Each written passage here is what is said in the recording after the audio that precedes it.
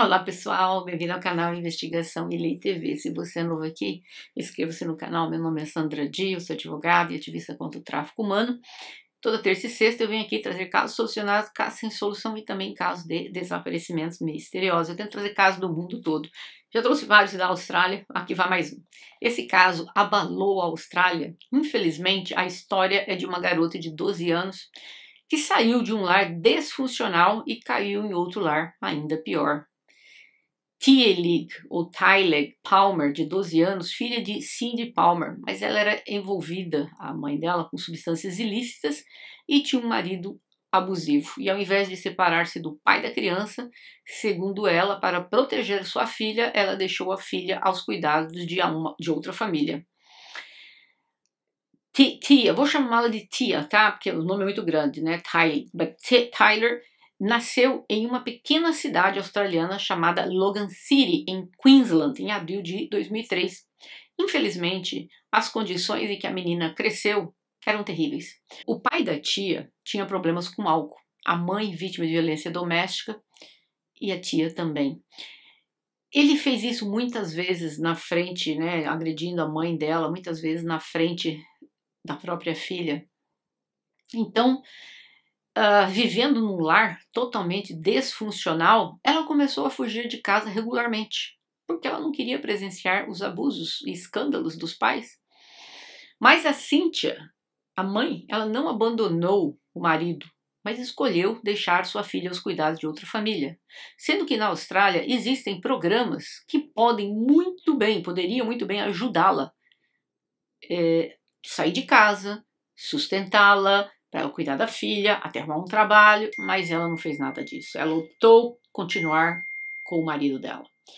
A Cynthia falou inúmeras vezes e repetitivamente que era uma medida forçada e que ela sentia muito por isso. O que eu não acredito por um minuto, porque ela mesma era refém das circunstâncias. Segundo ela, era, mas existem programas na Austrália para isso, que ela poderia deixar de ser vítima das circunstâncias e criar a filha dela. Mas também há uma outra versão contada por vizinhos da família. De acordo com alguns relatos, a própria Cynthia também tinha problemas com álcool, o que eu acredito que seja verdade. Ela tentou o tratamento, mas superar o vício não foi tão fácil. A Tylee, ou tia, em uma das fugas da casa, ela foi encontrada vagando pelas ruas do outro lado da cidade. O Serviço de Proteção Infantil visitou a casa da família e ofereceram ajuda, e a Cynthia meio que recusou, né, mas disse que tudo bem, que a filha poderia então ser colocada temporariamente em um lar adotivo, né, dado o ambiente que a família, né, vivia ali. A tia, com apenas 12 anos, já tinha se tornado uma adolescente difícil, com caráter difícil, devido à forma como era exposta a tudo isso ocorrendo dentro da casa dela. Aqui entra na história a família Tolburn, composta pelo pai Rick, a mãe Julia e os filhos Josh, 19 anos, e Trent, de 18 anos. A família tinha autorização do governo australiano para funcionar na casa uma escolinha privada, né? Era uma casa muito grande, de 2 andares, bem confortável, com piscina. E em 2015 parecia que era um lar perfeito para a tia ficar, já que o casal tinha uma permissão para servir de foster parents. Os foster parents são famílias que mantêm aquelas crianças aos cuidados deles, são famílias selecionadas, passam por sérios testes e tal, recebem uma ajuda do governo e mantêm aquela criança lá por semanas, meses, dias, às vezes muitos anos, né? E eles tinham essa autorização. O local onde eles moravam era muito grande. Eles possuíam uma fazenda, né, com cavalos. A Júlia começou a organizar ali um jardim de infância particular na casa e se tornou muito popular. Os pais confiavam no casal e também então era um negócio rentável para a família. A família também era considerada bem próspera e bem vista por todos que os conheciam. Eles sabiam que a tia tinha um gênio muito difícil, que ela já havia tentado fugir de casa várias vezes. Mas eles aceitaram em ficar com ela por um período. O Serviço de Proteção da Criança então decidiu que esta opção era mais adequada e em janeiro a tia mudou para a casa deste casal com os filhos deles. No início, ela, claro, se rebelou, recusou-se a morar com seus novos tutores, fugiu da casa várias vezes, mas cada vez que o serviço do bem-estar infantil a encontrava, mandava de volta para casa. E eis que, com o passar dos meses, a tia aceitou a sua nova família. Ela começou a estudar numa escola que ficava a poucos quilômetros da casa dos guardiões dela. Então o pai adotivo a levava para a escola todos os dias e depois da escola ia buscá-la. Ela fez muitos amigos na escola. Era uma menina muito alegre, muito querida. E dizem que ela ainda sonhava em voltar para casa e ficar com a mãe dela, uma pessoa que ela ainda mantinha contato. A avó da tia disse que ela reclamava de desconforto e de medo, mas sem dizer exatamente medo do quê, desconforto do quê. Eu só acho estranho como é que a avó não tentou perguntar mais. Enfim, na manhã do dia 30 de outubro de 2015, o Rick dirigiu o carro para a escola, como de costume, para levar a tia à escola, e depois voltou para casa. Mas ele recebeu um telefonema informando que sua filha adotiva não compareceu às aulas. Eles não ficaram tão preocupados, porque a tia já havia fugido muitas vezes, como eu mencionei, mas geralmente ela voltava à noite ou no dia seguinte. Mas mesmo assim, os guardiões, a família, foi à polícia relatar o desaparecimento da garota. A polícia quase que imediatamente começou com as buscas. Todos os membros da família cooperaram voluntariamente com a investigação e alegaram que há muito tempo não havia conflitos dentro da casa com ela, que não tinha motivo para ela fugir. Ela estava se dando bem com todos eles, parecia que fazia parte da família. O guardião dela, o Rick, disse que ele a levou para a escola e depois ele dirigiu de volta para casa, cuidou dos cavalos, até que ele recebeu o telefonema da escola dizendo que ela não tinha comparecido na escola. E foi aí que ele foi registrar o desaparecimento. A esposa dele e os filhos confirmaram isso também. No dia seguinte, a família Talbert criou uma página na mídia dedicada à busca pela tia. Postaram informações sobre elas, suas fotos, horários, circunstâncias sobre seu desaparecimento, a descrição das roupas que ela usava naquele local. O casal suplicou a qualquer pessoa que soubesse alguma coisa sobre o paradeiro da garota que relatasse isso a eles ou à polícia. Mas ninguém teve nada para dizer. A polícia também revistou a casa, a propriedade da família, não encontrou nada suspeito. Segundo a polícia, eles pareciam calmos demais. A polícia mas não tinha motivo simplesmente para prendê-los por causa disso, por causa da calma deles, Mas, enfim, eles vasculharam a área, colocaram panfletos da menina por tudo que é lado, entrevistaram os moradores locais, na esperança de conseguir pelo menos algumas informações. Eis que houve uma descoberta. Na margem do rio, após uma semana de busca sem sucesso, 2 pescadores chamaram a polícia, relatando que na manhã do dia 5 de novembro eles foram até o rio e depois de lançarem suas varas de pescar no rio, notaram algo estranho nas águas e quando se aproximaram perceberam restos humanos encontrados nas proximidades. O corpo tinha vários ferimentos que inicialmente se pensava até que tinha sido feito por animais selvagens. Além disso, devido ao calor excessivo, o corpo também já estava bem decomposto. A umidade e numerosos insetos, claro, foram atraídos pelo odor característico, de um corpo deteriorado e foi determinado que se tratava depois que uma menina de aproximadamente entre 12 a 16 anos. A polícia coletou informações sobre todos os jovens desaparecidos recentemente e logo identificou que o corpo era da tia. Como o corpo estava na água há muito tempo, não conseguiram saber detalhes específicos de como tudo ocorreu, mas sabia que tinha sido por asfixia. Depois de descobrir que o osso, hioide, havia sido esmagado, aí chegou-se a essa conclusão que foi por asfixia. Os ferimentos, que foram inicialmente suspeitos de serem mordidas de animais, poderiam ter sido infligidos por uma pessoa a ela, antes do falecimento. E com isso, a polícia achou que se tratava de um crime.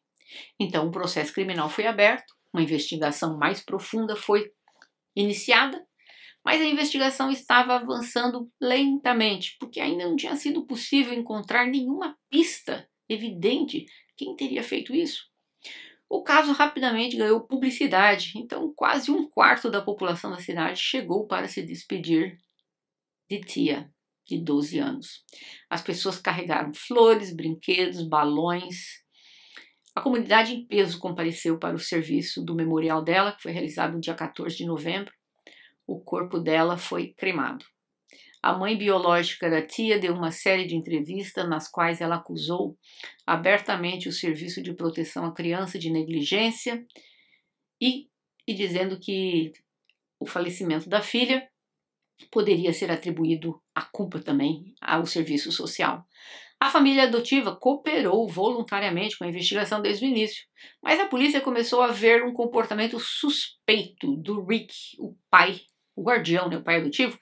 Ele foi a última pessoa a ver a tia viva, mas ninguém pôde confirmar se ele realmente a levou à escola naquela manhã do dia 30 de outubro. Sua esposa e filhos alegaram terem visto a tia entrar no carro do Rick. As câmeras de vigilância ao longo do caminho para a escola mostravam o carro viajando naquela direção, mas nenhuma filmagem aparecia a tia. Nenhum dos professores ou colegas de classe viu a garota aquele dia na escola ou na dependência, né, de lá. Acontece que a polícia começou a achar que isso tinha algo muito estranho e eles precisavam averiguar com mais profundidade. E como parte da investigação, foram entrevistadas dezenas de crianças, adolescentes com que a tia tinha contato. E todos falaram positivamente sobre ela. Mas alguns notaram que recentemente a tia estava preocupada com alguma coisa, mas ela não podia dizer ou tinha medo de falar sobre isso.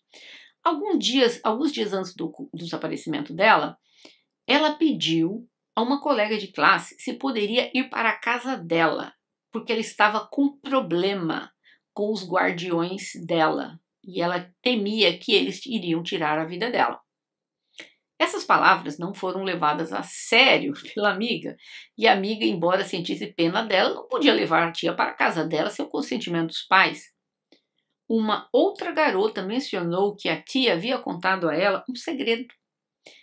Ela estava apaixonada pelo menino mais novo, o irmão mais novo da família, o Trent, de 18 anos.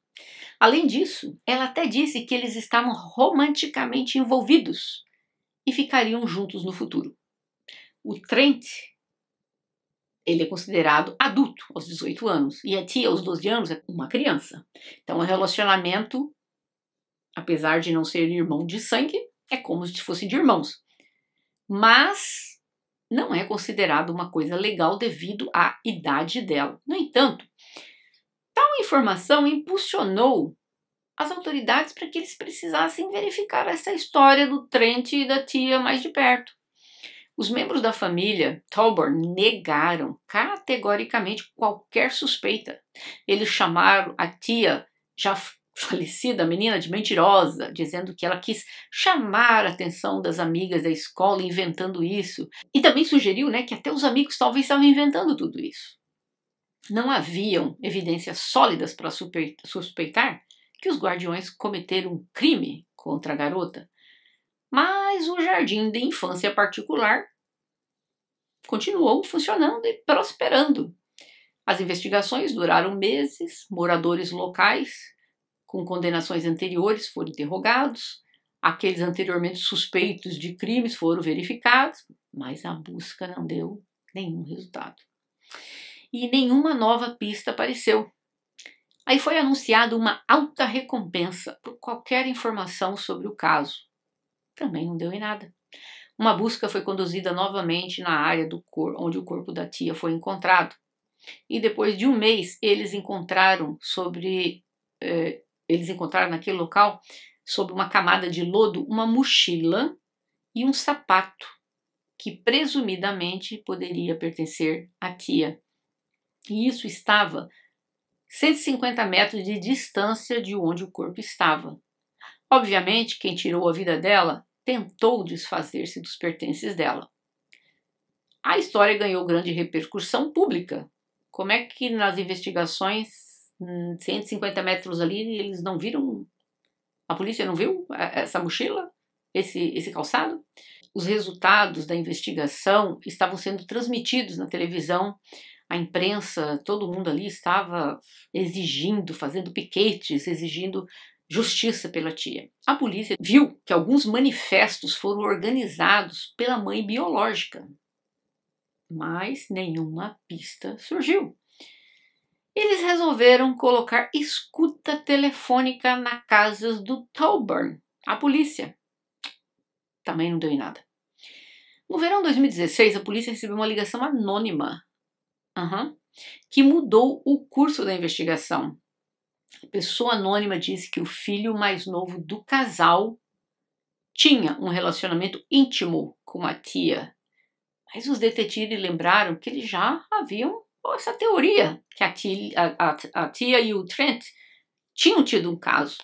Os investigadores decidiram dar uma olhada no Trent mais de perto. Os investigadores, porque já tinham conversado com a família, eles negaram qualquer coisa, mas os interrogatórios também não deram em nada, porque ele e seus familiares continuaram a insistir que eles não estavam envolvidos, alegando que a tia fugiu muitas vezes. As páginas das salas de bate-papo online do Trent revelou algo que chamou a atenção dos investigadores.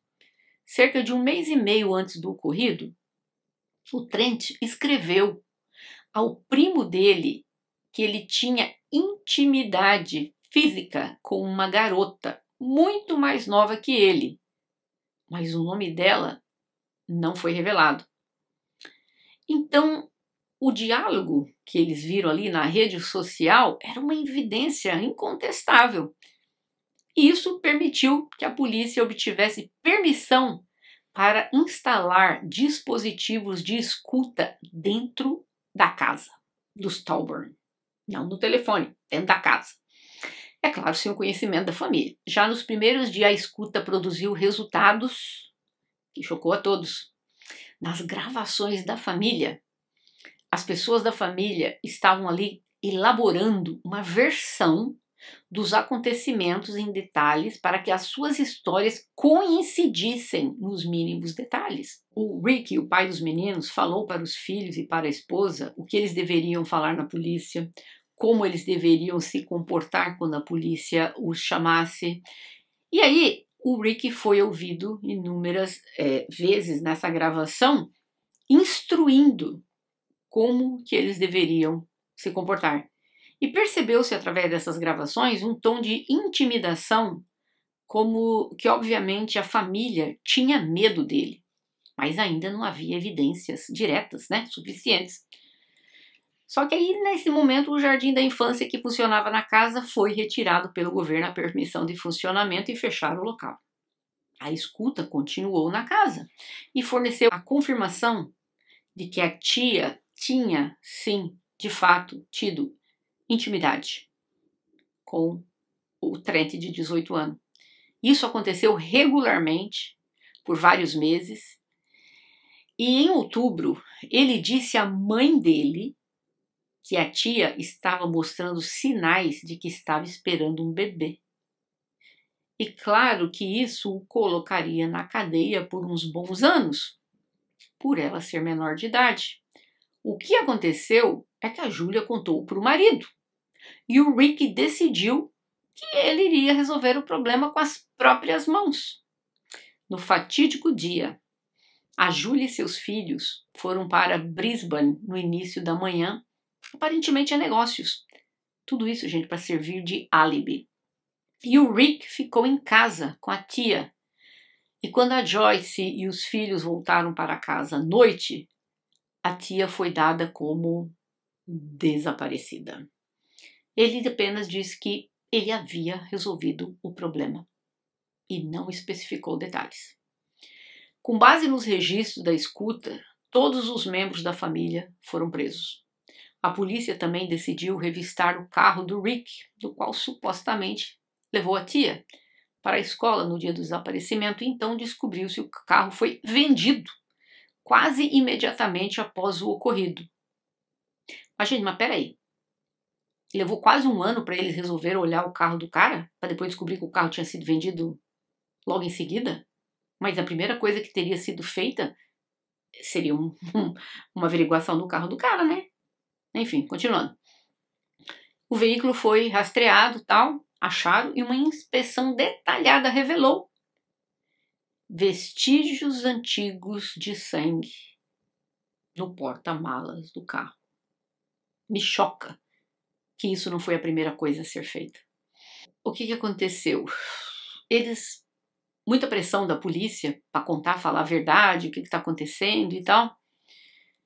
A tia, vamos dizer assim, apaixonou-se pelo Trent, acreditando que ele era apaixonado também por ela. Como eu falei, ela contou até para as amigas da escola que eles estavam em um relacionamento de verdade, mas que mais para o futuro eles ficariam juntos. Acontece que quando suspeitou-se que ela estava esperando um bebê, ela contou isso depois para apenas uma amiga. Ela pensou que o pai adotivo, o guardião, poderia tirar a vida dela. E foi por isso que ela começou a pedir às colegas que a acolhesse. O Rick testemunhou depois, né, muita pressão, que ele tirou a vida da tia para proteger a família dele. Ele disse que desfigurou o corpo dela, esperando que ninguém jamais a identificasse. Ele disse que no dia que tudo isso aconteceu, ele desmaiou, ele foi levado às pressas para o hospital com um ataque cardíaco, onde os médicos concluíram que ele mesmo havia provocado o ataque, tomando uma grande dose de medicamentos poderosos. Acontece que todos eles acabaram sendo incriminados. O Josh ficou apenas 3 meses na prisão e foi acusado por perjúrio e tentativa de ofuscar a investigação. O tribunal levou em consideração seu sincero remorso e o fato dele ter sido uma testemunha-chave contra o seu pai e contra o seu irmão mais novo no julgamento. A Júlia recebeu 1 ano e meio de prisão por perjúrio no julgamento. Ela admitiu que estava com muito medo do seu marido e acreditava que ele também poderia eliminar ela e os filhos dela. Ela também disse que todos eles viviam sob terror na casa. Se é verdade, isso a gente não vai saber, né? O Trent, o de 18 anos, foi condenado a 4 anos de prisão, o que muitos consideraram uma punição muito branda, por seduzir uma menor. E ele foi apenas acusado por perjúrio e por obstrução da justiça, por obstrução da investigação. Gente, um maior de idade, 18 anos, Estados Unidos, ter relacionamento com uma menor dessa, pega aí no mínimo uns 10 anos de prisão. Ele pegou 4. Na verdade, ele cumpriu apenas 1 ano e pouco. E depois ele foi solto. O Rick continuou repetindo que ele foi motivado pelo desejo de proteger a sua família. Ele pegou prisão perpétua. A justiça disse que a família sabia que ele iria eliminar a menina, mas assim, não em detalhes. Ele disse, eu vou dar um jeito. Falou para a mulher e os filhos, vão lá para a cidade. Quer dizer, a família sabia. Só que não estava assim aberto, olha, vou tirar a vida dela assim, vocês falam isso, não. Aquela coisa assim meio por cima. Mas todos sabiam. A mãe biológica da tia deu uma entrevista no qual ela disse que nenhuma das punições seria suficiente. Aqui eu vejo uma família, não entra na minha cabeça. Por mais que essa mulher, a Joyce, tivesse medo do marido dela, não existe relato de violência dentro desta família. Outras crianças já haviam sido colocadas dentro desta família. Eles tinham autorização para ter uma escolinha de criança dentro. Então, vamos dizer assim que, moralmente, eles eram considerados aptos. Então não tinha nada que desabonasse a conduta daquele povo. Mas vamos pensar, vamos acreditar nessa história que eu não acredito da Joyce. Ai, todo mundo dentro de casa vivia sob pressão, com medo do meu marido. O que ela teria que ter feito? Simplesmente saído de casa, levado os filhos. Você vai falar, mas aí o menino ia para a cadeia. Aí é aquela história que eu volto sempre. Quando você acaba tendo filhos tão disfuncionais dessa forma. Não que 100% das vezes os pais têm culpa, mas muitas vezes sim. Você vê como é que o filho acabou naquela situação. Por causa de pai e mãe passando a mão na cabeça dos filhos o tempo todo. Sem dizer, meu filho, você cometeu um erro terrível, você vai passar uns anos na cadeia, mas vai lá na prisão, fica estudando, tal, daqui uns anos eles te soltam, eu vou te ver sempre, eu vou continuar te amando. Não. Ah, vamos tirar a vida da menina. Vocês percebem como os valores morais de muitas famílias são totalmente invertidos? Eu sempre digo, são pessoas que têm a mola do caráter quebrada. Seria, se você tivesse pais normais, você diria pro seu filho, você vai pegar cadeia por isso. Vou te levar chocolate na cadeia, mas você vai pegar uns bons anos lá. Mas vai servir para você aprender. Você vai estudar, você é novo, daqui uns anos você sai e tua vida continua. Isso que faria uma mãe e um pai normal. Agora, quando você está dentro de pessoas que também têm um pouco disso, de sociopatia, eu acredito que o Rick é um psicopata, mas o resto ali é tudo sociopata também. Você teria, no mínimo, feito isso. Mas nunca ter tirado a vida de uma menina de 12 anos de idade. Eu achei a pena vergonhosa para todos eles. Eu teria dado no mínimo para Joyce uns 10 anos. Para o menino de 18 anos, também uns 10 anos. O mais novo teria dado uns 5. Não teve nada com a história, mas encobriu, né? A pena foi vergonhosa. Mas é o caso de hoje. Uma vida se foi, ela sai de uma família disfuncional e acaba caindo numa família que tem um guardião psicopata. É o caso de hoje, eu gostaria de ouvir de vocês o que vocês acham da pena atribuída à mãe dos meninos e a pena atribuída a eles. E se você ainda não deixou o like, por favor, coloca aí o like para o YouTube entender que esse vídeo é bom e recomendar para outras pessoas. Eu vejo vocês em breve, até mais.